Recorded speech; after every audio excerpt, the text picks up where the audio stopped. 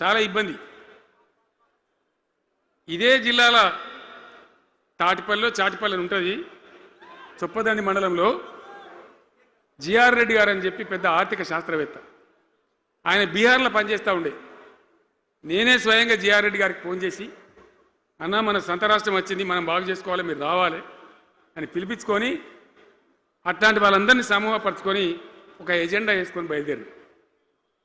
అంతకుముందు సమైక్య రాష్ట్రంలో మొత్తం తెలంగాణ చెరువులు నాశనం చేసింది.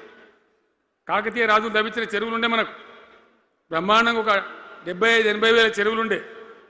ఆంధ్ర పాలకుల సమైక్య పాలనలో మొత్తం నాశనం పట్టేసిండ్రు, కబ్జాలు పెట్టిండ్రు, నాశనం పట్టిండ్రు. చివరికి 40-44 వేల చెరువులు ఉండే. ఎక్కడ మొదలు పెట్టాలి, ఎవరి పేరు పెడితే బరకత్ అవుతుంది అని ఆలోచించి ఏ కాకతీయ రాజులైతే మనకు అన్నం పెట్టినరో వాళ్ళ పేరుతో ఇది బాగా చేయాలని చెప్పి మన మొట్టమొదటి కార్యక్రమం మిషన్ కాకతీయ.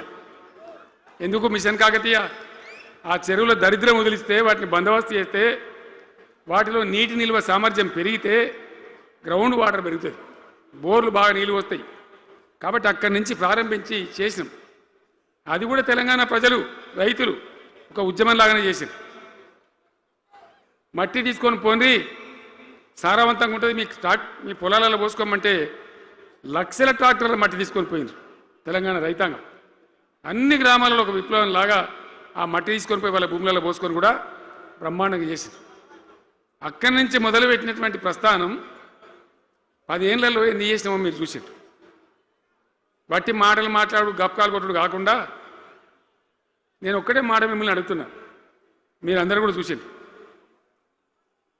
శాసనసభలో నిలబడి ఈ రాష్ట్ర చరిత్రలో ఎవడన్నా ఒక ముఖ్యమంత్రి ఈ 5 ఏళ్లలో మిషన్ భగీరథ కంప్లీట్ చేసి ప్రతి ఇంటికి నల్లా పెట్టి మంచినీళ్ళు ఇవ్వకపోతే మల్ల తేపకు నేను నిలవడం, ఓట్లు అడగం అని చెప్పిన ముఖ్యమంత్రి ఎవరన్నా చూసినామా? నేను చెప్పిన మాట అసెంబ్లీలో నిలబడి చెప్పి ఆ 5 ఏళ్లలో మిషన్ భగీరథ నీళ్లు తెచ్చి 100% కులం మతం సంబంధం లేకుండా తండాలు మారుమూల పల్లెలకు కూడా ప్రతి గ్రామానికి ట్యాప్ పెట్టి, ప్రతి ఇంట్లో ట్యాప్ పెట్టి మంచి స్వచ్ఛమైనటువంటి నీళ్ళు తెచ్చిచ్చింది. 5 ఏళ్ళు నడిచింది, నడవలే. మిషన్ భగీరథ నీళ్ళు పుష్కలంగా రాలే? ఏమన్నా రాలేదా? వచ్చినాయా? మరి ఇప్పుడు ఏం రోగం పుట్టింది నాకు అర్థం కాదు. ఇప్పుడు ఎందుకు గుంటుతుంది అది? ఎందుకు నీళ్ళు ఎత్తలేవు? వస్తున్నాయా ఇప్పుడు? మరి ఏం చేయాలా? లాగులు వలిగేదాకా చంపాలి. మంచి మాట కాకపోతే ఏం చేస్తారు?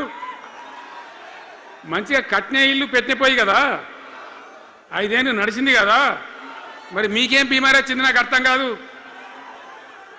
ఇంతింత పొడుగు మాటలు మాట్లాడుతుందా? అడ్డం పొడుగు మాట్లాడుతుందా? పొద్దున్న లేతే కేసీఆర్ చావాలి, నువ్వు 1000 జన్మలు ఇచ్చినా నేను చావనా కొడుకు అనుకుంటున్నావు.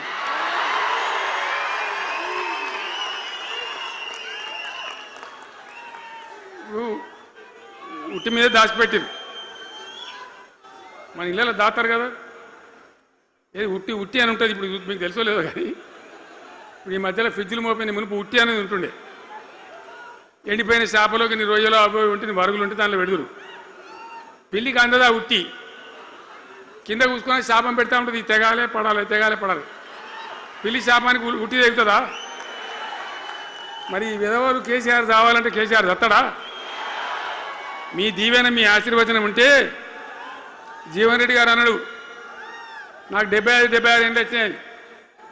జీవన నేను చెప్తున్నా, నాకు కూడా 72 వచ్చినాయి. నీ వెనకనే నేను కూడా లైన్లోనే ఉన్నా. నేను ఒక్కటే మాట చెప్తున్నా, ఈ మా దేశభక్తి శ్రీనివాసేమో నాకు ఇంత పెద్ద కట్ట రాసి ఇచ్చాడు, నువ్వు మాట్లాడాలి అవన్నీ కాదు. ఇక్కడ దరిద్రం పోయేదాకా,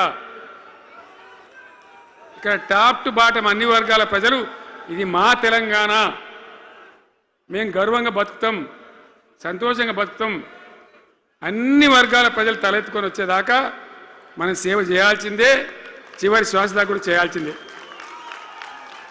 తప్పదు. బ్రహ్మాండంగా ముందుకు తీసుకొని పోవాలి. మీరు కూడా నాకు 75-76 వచ్చింది కాదు, ఇవాళ మీరు 50 25 ఏళ్ళు తగ్గిపోయింది మీ వయసు.